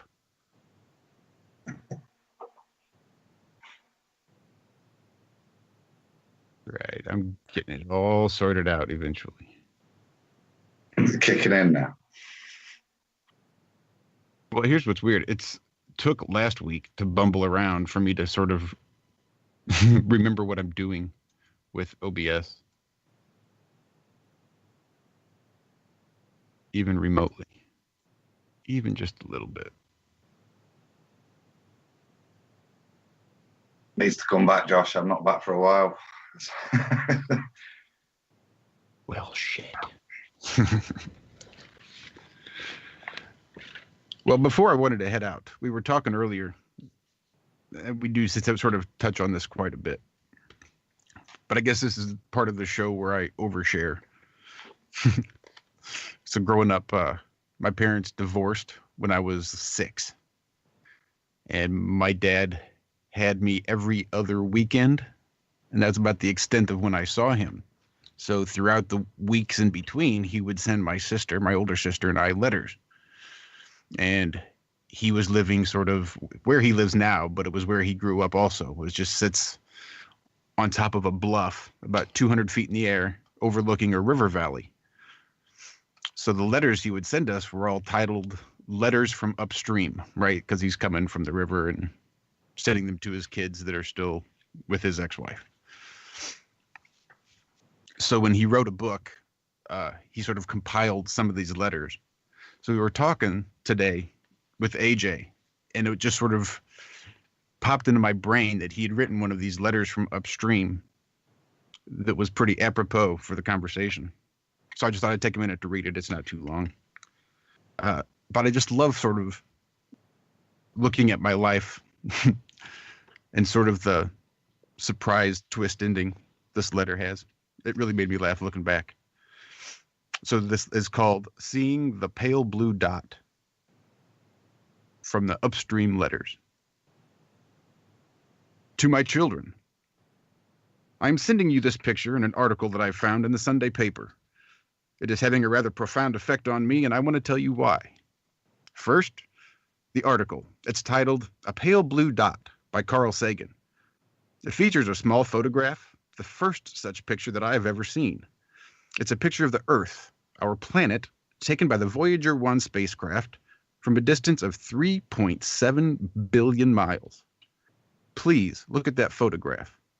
Read the article. I believe photographs such as this have the capacity to change the way we think about our world and even our everyday existence. And yes, even our own concept of justice, religion, and the duty of mankind. Wow. Pretty big stuff for some 2-inch by 2-inch photo that comes from a pulp magazine in the Sunday paper. Here's what Carl Sagan says. Look at the Earth in this picture, a pale blue dot. That's here, a home. That's us. And on that dot, everyone you love, everyone you know, everyone you've ever heard of, every human being who ever was, lived out their lives.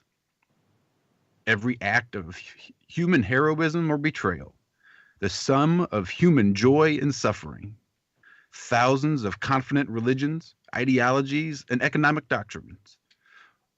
Every hunter and forager, every creator and destroyer of civilization, every king and peasant, mother and father, hopeful child, inventor and explorer, moral teacher and corrupt politician, every saint and sinner in the history of the species lived there, on a mote of dust suspended on a sunbeam. Never before have people been able to attain so much perspective on their planet and their species. To do so is scary in many ways, especially when you consider all of the mundane things that occupy our days and the small thoughts that fill our minds. Perhaps that is why more has not been made of this picture. People shrink from so much perspective. It challenges many of the certainties in our lives, and mankind so loves certainty. And in all of this happening so fast, in the nearly unimaginable span of time that has elapsed since our small planet began, we have had almost no opportunity to gain perspective on the nature of mankind and the planet we live on, about how we relate to the whole of things. Now, in a short blink of the eye, it is forced upon us. How will we react? Can we handle it? It has been in the past few hundred years, nothing in Earth time, that we have been both presented with ideas such as this. The Earth is not flat, and the Earth is not the center of our solar system. Just a few hundred years ago, Copernicus was thrown out of the church for having the belief that the sun was the center of our small solar system. That seems so silly now. Yet with our perspective expanding so quickly, it will only be a few short years before many ideas we now hold immutable truths will necessarily be wrenched from us. And they will seem just as silly. Most people will find this kind of thinking disturbing and will turn away from it. They find it so comfortable to have things set down in little rows labeled good and bad, right and wrong, and true and untrue. If they allow themselves any kind of change in their perspective, those little rows of truth quickly become miserably confused. So they don't do it. Gosh, this can go on, so I guess I need to find my point. It's this. Instead of being threatened by this new perspective that is being thrust on your generation, please allow yourself to be excited by it. Your generation will be totally unique in history. Never before have people been asked to accept ideas that so radically change their thinking. To say that it will be difficult is a monumental understatement. But I believe it can be unbelievably stimulating. Your generation will embark on an age of exploration so enormous that everything that has gone before it may seem insignificant. Then, as now, you will find folks dividing themselves into roughly two types. Those who will steadfastly avoid allowing their minds the freedom that is called for, who will tenaciously cling to their minor perspectives, my town, my school, my church, my holy truth. Others will not be so threatened. They will allow themselves to see, however dimly. They will not be so overwhelmed. They will be more ready to grasp new implications. They will be the people by whom your generation will be remembered. Be one of the second group. My, it will be exciting. With love from upstream, Dad. Wow, that was cool. Cool. Thanks, Josh. That will be heard by my voice tomorrow, mate. That's great words. That just comes from the book A High Sunny Place, written by Tom Corey. You can find it on the internet. On that bombshell, I'm off to bed. Thanks, mate. Nope, thank you. Guys. Thank you all for. Hold on, Adam. Adam, Hey. before you go. Go on. I'm just joking. I'm just joking. Yeah, I knew you would. This dude. Just hope that's right, yeah. Guys, love you all. God bless. Good night. Love you, Love cousin. you. Sleep well. Have fun. Enjoy the rest of the weekend. Have a good Stay weekend. cool. Try to get a good night's sleep. What's it? Night, cuz. Yeah.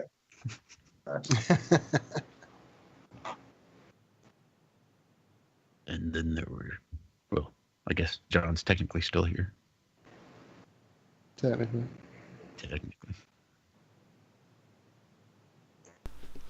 Fuck, technically. Boom, he's back. Literally. That was Effective. Tom Corey. Did you Just say? a second. I've had to come back. Josh. Oh, Josh. You've got some window running in the background of YouTube, I think. Just press play. Cool. Trying to get a good night's sleep. Start looking into the ancient past. Oh, what a pain in my ass. Well, good night again. Night, Adam. Good night, Adam. Tom Corey. Any relation to Josh Corey? That would be my father. Correct. Really? Okay. On that note, I'll see you later. All right. all right. Take care, cousin. Savage. I've got it. Here's some.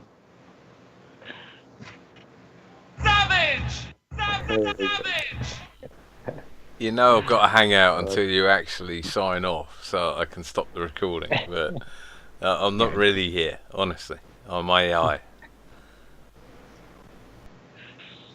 Make sure you give Bueller big hugs and kisses from me. Tell him it's almost over.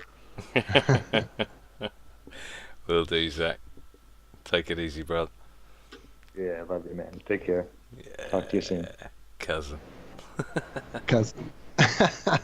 Later, man. Cuz.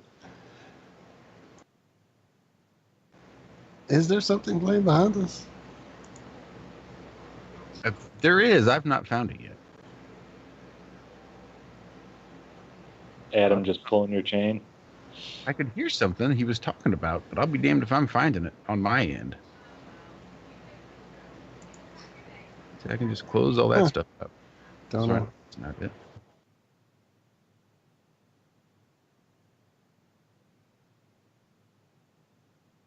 Yeah, no, that's not it. Well, those lines aren't even up. I don't know. Well. I got nary a thing.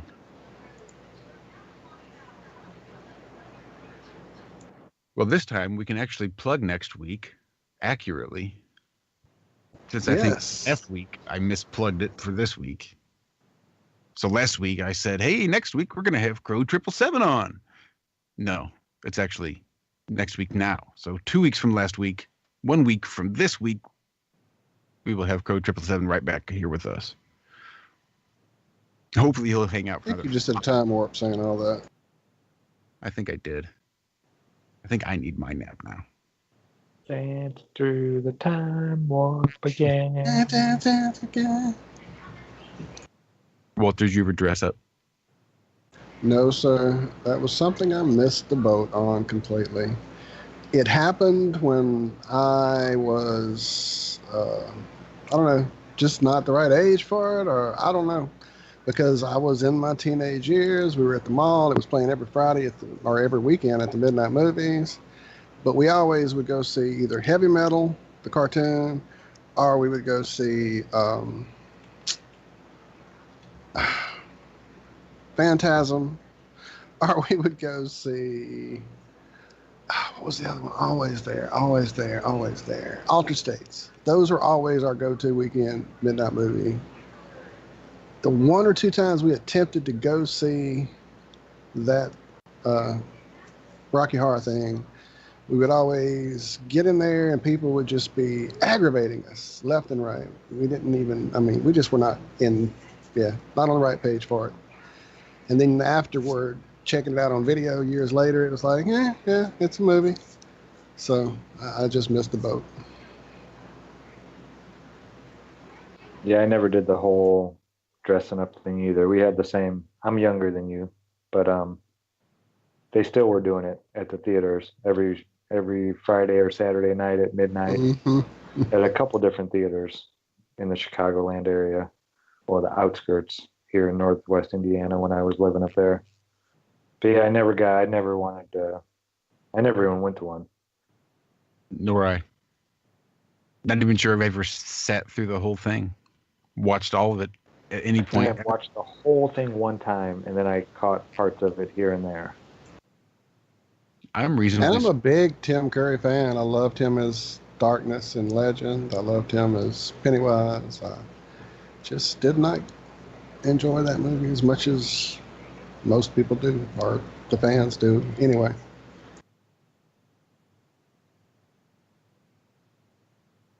Yeah, I can sing the song and do the dance. It's one of those easy ones. Well, you're ahead of me. I know the Well, what song is it? exists. It's just a hop to the left, and There you you step to the right. You put your hands on your hips, tuck your knees in tight, and then you like do the hula hoop with your body. I don't know the words to the rest of the song. And then dance through the time. Yeah. Nope. Next It time. wasn't one of my favorite movies. You need to have your mom hold the camera so that we can watch you do it. I really want to see that. That movie is actually how Meatloaf got his start, believe it or not. He was a roadie working on for the sound crew. And the gentleman who was supposed to play the part of whoever's boyfriend, blah, blah, blah, the biker, didn't show up, and they asked, hey, can anybody sing? And he spoke out and said, yeah, I can. Tried out, and he got the part, and that's how he got his start in showbiz, believe it or not. That's crazy. Isn't it? What a movie, one of the cult classics, to get your start in. Loyal fan base for the rest of your career. I know Hanker Panker. Almost, buddy. Well, that was kind of how I was about the heavy metal cartoon movie in the 80s. Like I said, almost every weekend we would go see it at the midnight movies. Because I was a huge fan of the heavy metal magazine from Europe and had most of the issues that the stories in that movie are based on. So just huge fan, loved it, watched it over and over. Yes, there were lots of failings in that movie, but it was still a great attempt at the time to make heavy metal magazine into a movie. Yeah, it was pretty cool. I love the South Park remake. Right. The Boobopolis.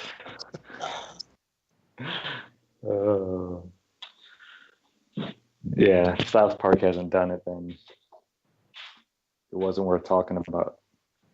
They've just redone about everything now. Well, we're getting off topic. Yeah, we did that a bit. We all need to just hang out somewhere, it sounds like. Talk crap.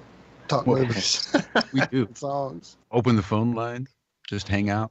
We really need to get another show up here going during the week. We almost got close, seems like it, a few weeks ago of actually starting something. I think it's coming. I feel it. Yeah, we were definitely touching on it, having the feeling of doing it, and kind of just washed away for a little bit. That happens, though. It'll come back around. Everything does. It's all circular. Or toroidal at the very least. Yeah, next time it comes around, we just got to strike when the iron's hot. That's it. So I saw a meme on Facebook. It made me laugh. It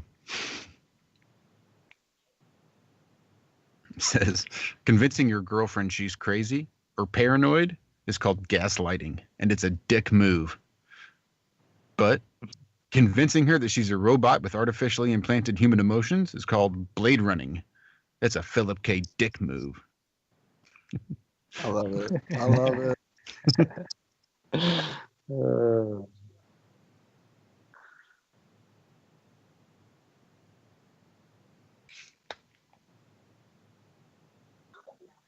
Well, gents, you got anything else? No, I'm all. I'm pretty spent. They're talking about string theory and all. Yeah, I was just looking at chat, trying to play catch chat. up, and it's too much for me to even try to dive into at this point. AJ, thank you so much out there again. It was amazing, and please come back soon. Everyone else, it was a blast this morning as well. Thank you there, Zach, and thank you here, my brother.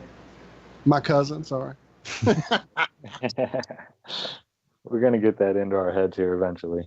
John will burn it in. Brothers from other mothers. But yeah, definitely. It's always a pleasure hanging out with you guys. You know that.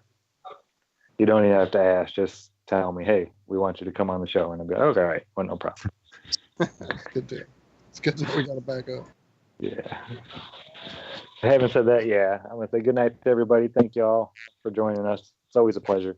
I always have a great time, at least. I don't know about all y'all, but I love hanging out with these guys. My cousins. That's right. It's going to be a new show, Flat Earth Cousins. There you go. So yeah, gentlemen, I love you. As always, had a lot of fun. I'm sure I'll be talking to you before Tuesday for sure. I'm sure. It never goes that far without us getting a hold of each other and whatnot. So. Nope, I'm sure, Zach, you'll find your way back here eventually. I'm sure it's not going to be Wednesday. I'm sure we'll get together some point during the weekend. Oh, yeah. So, as always, thanks, everybody. And I'll see y'all next time. Sweet. Thanks, all right, Zach. Zach. Take care, man. Everybody check out Hank and Mom. Will do. Love you guys. Later. Check out Zach's channel. Good Times for All. GUDTIMS. The number 4 ALL. Look for some really interesting videos I think he's going to be putting up there during his travels. I mean, he's still just sort of bumming around the same spot right now, waiting to get his legs underneath him, and he's still putting out some really cool videos. So definitely go check him out over there. You never know what the hell you're going to find. He's liable to just bust out with some experiment you don't even expect it. Zach's good like that. He is indeed. Well, Josh, thank you, sir, for this lovely long day. Thank you, Walt. Here we are back at it. I know. Starts and ends with you and I. Does seem that way. All right, everybody else, have a great, great weekend. Enjoy your EV Community Day. Gotta catch them all. Gotta catch them all.